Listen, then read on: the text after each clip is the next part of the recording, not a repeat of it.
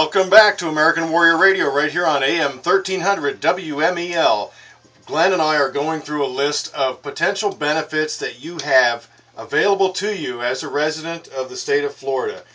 We left off with the hunting and fishing license, which is a neat deal because a lot of our vets, everybody likes to go out and enjoy the great outdoors. Here's an opportunity to either get a discount or possibly a free license. Yeah, and the discount's pretty significant. I understand it's like about $60 to $80 off what you would pay normally when you went down to get a hunting and fishing license combined. So Right. there's a couple other little ones here, but you never know when it's important to an individual veteran. If a veteran's rated 50% service-connected disabled and has wartime era service, not necessarily fought on the front lines, but it's on active duty in the during a wartime period, they can get a free commission as a notary public. Which is good, and I want to just throw this in there real quick. If you're listening to us in Nebraska or New Hampshire or Texas, check with your state. Check with your state Department of Veterans Affairs because a lot of states have similar programs like this. It's just important to get that word out there. It's an excellent point, and of course, Florida being a receiving state rather than a donor state, a lot of the people that come here from other states come into our office thinking that Florida has the same benefits as Not necessarily New true. York or New Jersey or Ohio or wherever, and I assure you they're all different. They all depend on each state's legislature and what they have passed over time as veterans benefits. Some seem better than others, but it is what it is. So. And I'll just throw this out there. There is a new program through the federal government regarding national park entry fees for those that are on active duty. Yeah, go for that. Tell them about it. Well, I wish I had the information in front of me. I just scanned this on an email that came across my desk a few days back. So if we'll get that posted up on avetproject.org. But if you're looking to go to a national park or a national monument, any place where they charge admission from the federal government, there are either free or discounted rates now. I think there's both, free and discounted. If you're on active duty, and it applies to the family members as well. Absolutely, and that's a great benefits because everybody knows the national parks, including the state parks, are such wonderful places to go and stay and get, relax and enjoy. Right, and if you're in the great state of Oregon, you have free camping privileges. It's limited to however many days during a certain period, but check with your individual states. But getting back to Florida, since we have a lot of listeners here in Florida, what are some of the other things we got? Well, we got an occupational license tax, and that's a disabled wartime veteran, again, who's unable to perform manual labor, can get a up to $50 off any required occupational license or tax to run a business, basically. And of course, if they can't do manual labor, it's going to be some kind of an office job type business. But it's a benefit, Exactly, saving money. Yeah, absolutely. And this next one I'm excited about. This is exemption from fees for folks, disabled vets that need to make some structural or improvements in their home. That's right, due to their disabilities. And again, this is one that requires you be totally and permanently service-connected disabled by the VA. And the improvements in their residence are, they're exempt from the fees for making those certain types of improvements that are required to assist them because of their service-connected disabilities. So if you have to get a building permit to add on or widen a doorway or something like that, if you qualify, you're going to be exempt from those permit fees. Oh yeah, and that can be significant. Sure. I've heard some permit fees that were kind of outrageous, I thought, but. Yeah, so and again, everything we're mentioning is statutory. This is on the books in the state of Florida. Absolutely, and then kind of a biggie is the education benefits for veterans and families. First, we'll talk about the families. If a veteran's rated 100% permanently and totally disabled or died on active duty, then the children, and this is up to age 23, and the spouse, and the veteran can be alive because 100%, you don't have to be dead to be 100% permanently. Let's hope not. Yeah, and either the children or the spouse can apply for this, and they get free tuition and books and fees that go into school. And the sweet part of this one is, on the VA side of the house, if you're eligible for two things that are for the same thing, well, if you're eligible for two things, they pay you the one which pays the highest. They can't pay you both. It's a duplication of benefits law out there. That's not what it's called, but that's the way to understand That's the it. essence of it, right? Yeah. And you're referring to folks that would be eligible under their P&T, permanent and total service-connected disabled status, That's right. for Chapter 35 benefits, education allowance for spouses and children. They would have to elect either that or the Florida state benefit. No, au contraire. Okay. In this one case only that I know of, you can also, because one's a state benefit and one's a federal benefit, you can get the federal benefit, which is a fixed amount of money per month while you're going to school for the spouse or children of a veteran in the same categories as the state benefit is, and the state benefit. So you that's a combine super both sweet of them. program. It's a super sweet program, you betcha. And I want to interject here. All you folks that hear about organizations, nonprofits that go out of their way promoting the fact they provide scholarships to the children, the survivors of war dead, those killed in action. These nonprofits, and there's a slew of them, Unfortunately, out there saying, hey, you give to us and we're going to provide education benefits to these survivors. Guess what, folks? We have just mentioned two enormous programs that are already funded and paid for by taxpayer dollars. That's right. So why would I give to Special Ops Warrior Fund or some of these other specific organizations that only do one mission, and that's provide scholarships? Why would I do that? Yeah. They've already got a free education.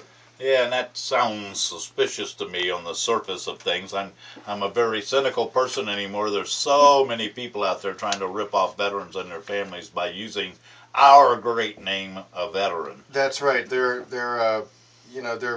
trying to piggyback off the fact they're trying to use veterans. It's an exploitive situation in my mind. When you are going to donate money, if you don't donate to the AVET Project or any other bona fide veterans organization that's out there helping, check it out. All right, go online and see what these groups actually do. And keep in mind, when it comes to educational scholarships, survivors already have a wealth of benefits. Absolutely. And then continuing on in the state education benefits, Florida will waive undergraduate tuition and fees for a veteran who receives a Purple Heart or a higher President's Award, which would be like a Bronze Star or a Silver Star on up through Medal of Honor. And so that's a good benefit. I don't think it's used very much, unfortunately, because, Florida's also home to the oldest service-connected disabled population in America, and a lot of those people just don't seem to be interested in going back to college. But that is a heck of a benefit. It's a heck of a deal. Waiving the tuition, that's important. You bet. And then all veterans who are attending school, whether on the VA education benefit program, and that's subject for a whole nother day, or not, are entitled to a tuition deferment because they're a veteran. It particularly helps out those who are using Montgomery GI Bill or the new post 9/11 GI Bill, because when they get a big rush at the VA each semester, then things slow down in the VA, and sometimes the startup money is a little slow in getting there, and this deferment keeps the school from having to bug the veteran, or keeps the veteran from being bugged by the school, however you want to look at it. And I want to share with you that it does happen when these glitches occur and guys or gals are going to school and they're not getting paid. This is a healthy benefit. Oh, absolutely. And then one that does get some fairly good use, and that's high school diplomas for veterans, and that's veterans of World War II, Korea, and Vietnam, because all of those conflicts, our men and women who served our great nation were subject to the draft.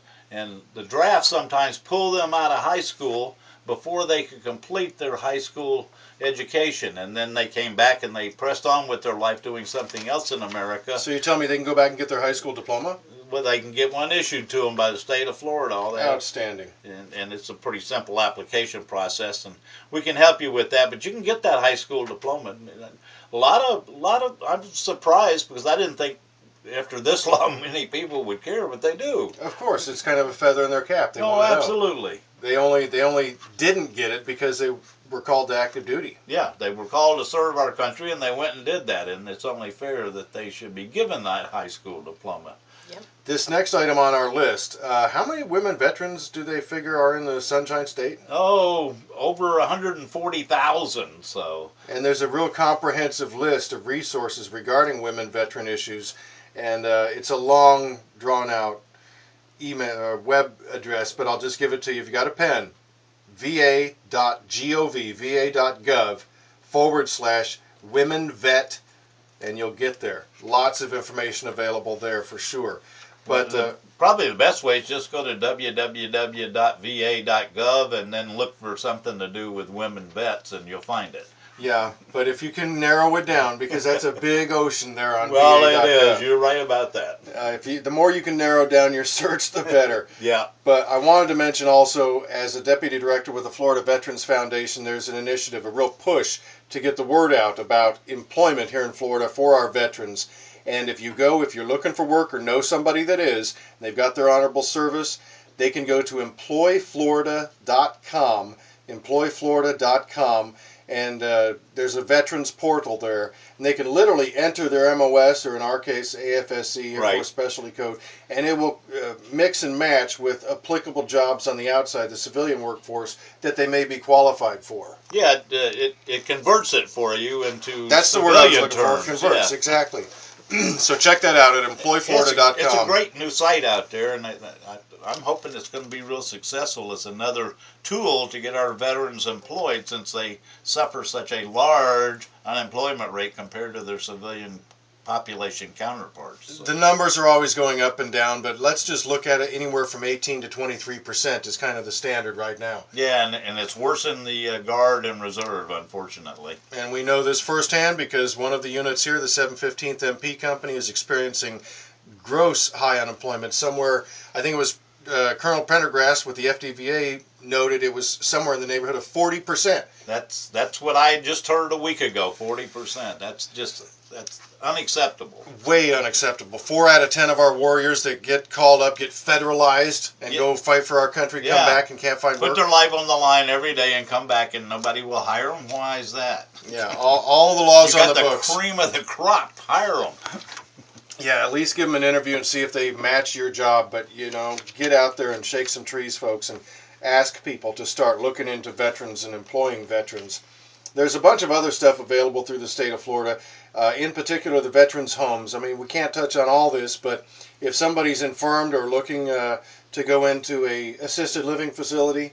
Well, no, actually they have more nursing homes than that. They have one assisted living facility, and that's up in Lake City, which is southern Georgia. No, it's right up at the top of Florida on I-75, and it's a beautiful place. It used to be just a independent living facility, and they now have upped the qualifications of the staff, and it's an assisted living facility, and it's for veterans only, I must point out.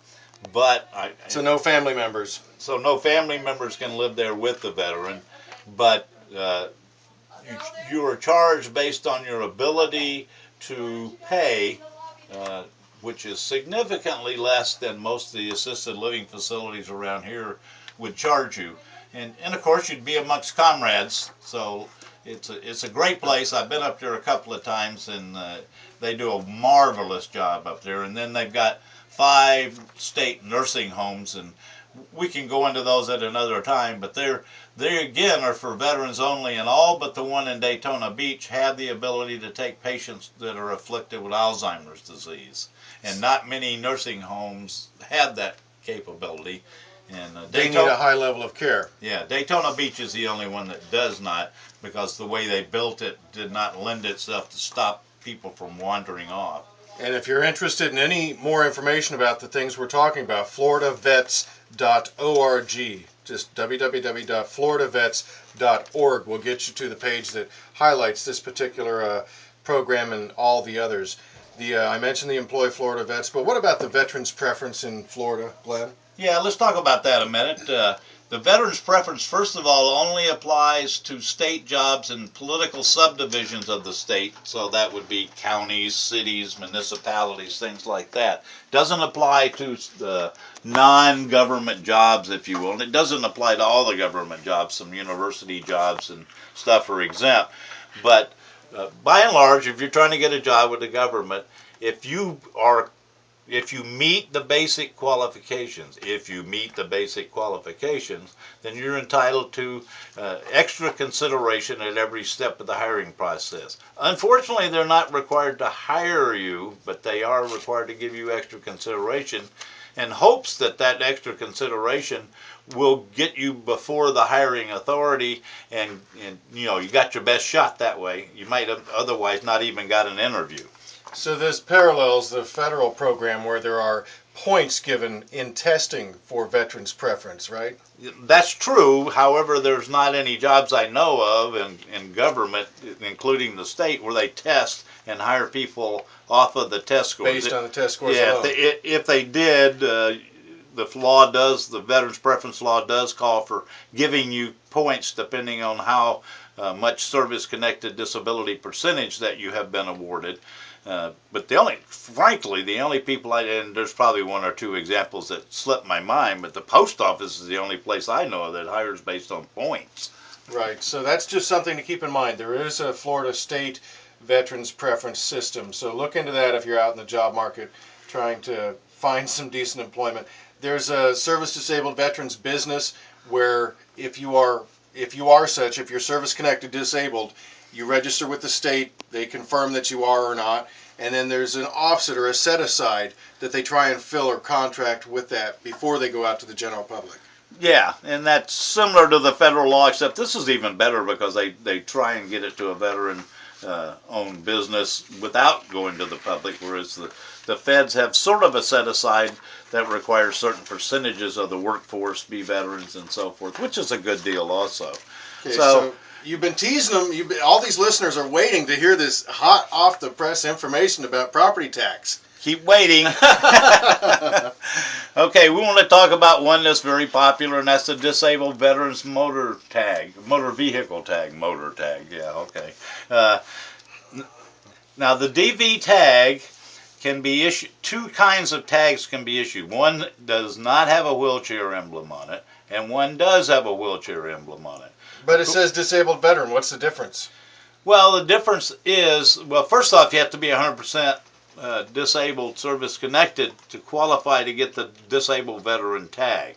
Now, the one with the wheelchair, the international wheelchair emblem, requires that you be mobility impaired, and there are criteria for that. Doctor signs off on it. Doctor signs off on it. Can't walk more than 200 feet unassisted and that kind of stuff. Now, if you have the regular DV tag, and you don't also, another way to get the wheelchair emblem is to apply for it and get a placard that you hang on your rearview mirror. If you have the regular DV tag and the placard, you can park in the handicap spots.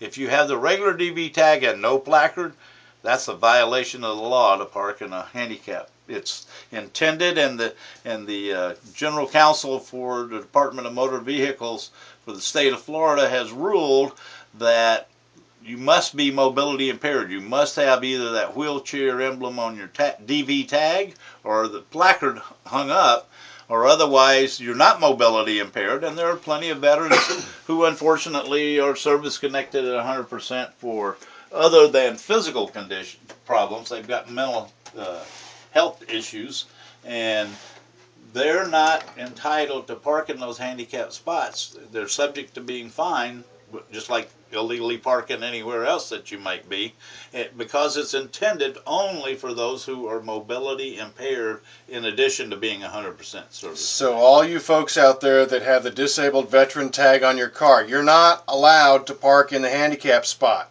You're not. You have to have the wheelchair symbol either on your tag or hanging from your rearview mirror. Yes, sir. What it does allow you to do, though, if you got that DV tag, is park in any metered spot for free. That's right. And then, boy, that's a real conundrum. How these cities and municipalities enforce that varies widely. So if you are 100%, you have a DV tag, and you get tagged for a fine for parking in metered. You take them to court. Yeah, well, I'd go see the sheriff or whoever runs that particular police unit, and if that doesn't solve it, I'll go on a limb here and say, give me a call and we'll try and help you solve it. Oh, you open that door wide. Well, hopefully there's not a lot of violations of the law out there by police. The idea is you got two different types of tags. You got to have the wheelchair symbol to park in a wheelchair spot, plain and simple. You get free parking at a metered spot if you have the disabled veteran tag because you're 100% permanent total. That's right. Okay. Now, okay, the wait's over. Here we go. Do we need a drum roll? I mean, gosh. Yeah, I'm even excited about hearing this. If I knew how to do that, I'd drum roll for you. There's basically three types of property tax exemption in the state of Florida. I'm going to go from easy to hard to explain it. The easiest is if you're rated 10% or greater service-connected disabled, you get a $5,000 discount off the appraised value of your property. And it has to be your primary residence. But how do I do that? How do I? You come to my office. We'll validate your 10% or greater. Give you the proper letter, and you take that to the tax office, property tax office, and they will process the paperwork for you. And that exemption will continue so long as you live in the house. You don't have to reapply every year. The second one is much more valuable. If you're rated 100% permanently and totally disabled, you get a total property tax exemption off the ad valorem tax. Ad valorem tax is that tax that's assessed based upon the appraised value of your home. It's not all those other fees you might get. You might be getting charged a fire service fee and trash pickup and those kind of. You still have to pay those fees, but it's the big one. The ad valorem.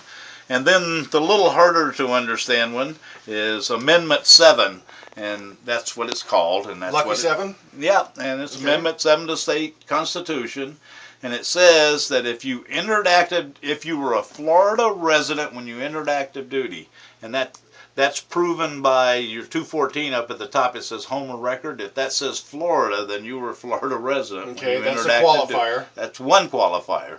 2, you're aged 65 or older. And 3, you're rated 10% service-connected disabled or greater. And this is a sweet deal if you can qualify. And this is called a discount, not a property tax exemption. So you can, if you get the 10, it obviously doesn't apply to 100% because you're already getting a total exemption.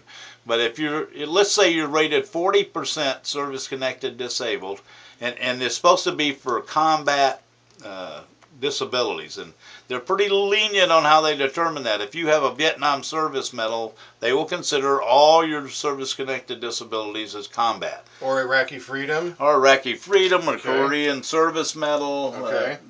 All of those kinds of things. Anything that indicates you were in basically during a wartime period.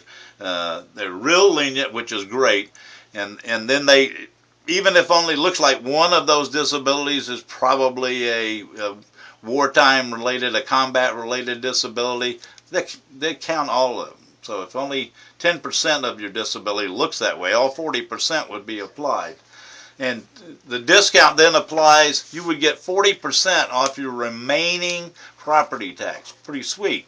But on top of that, you would have already gotten a $5,000 tax exemption, so you're going to $5,000 plus 40% of the remainder. You may not qualify, but you can see us for information. Okay, so folks, we're running out of time here on American Warrior Radio. We'll be back again next week with another exciting episode. So stay tuned. I want to just briefly mention real quick tomorrow the Can You See Me Now safety ride up from American Legion Post here in Brevard all the way up to Destination Daytona. We've got the Day of the Warrior coming up. That's on May 26th. Yeah, May 26th, which is the mixed martial art fighting and kickboxing. Check it all out at avetproject.org. All the details are there. Definitely click on the Facebook icon. Get signed up for your free baseball if you're a veteran or active duty. Absolutely. That's a great deal and get some well-deserved recognition. So as always, we want to see you back here on American Warrior Radio. And as Glenn always says... And don't forget, think of that. All right.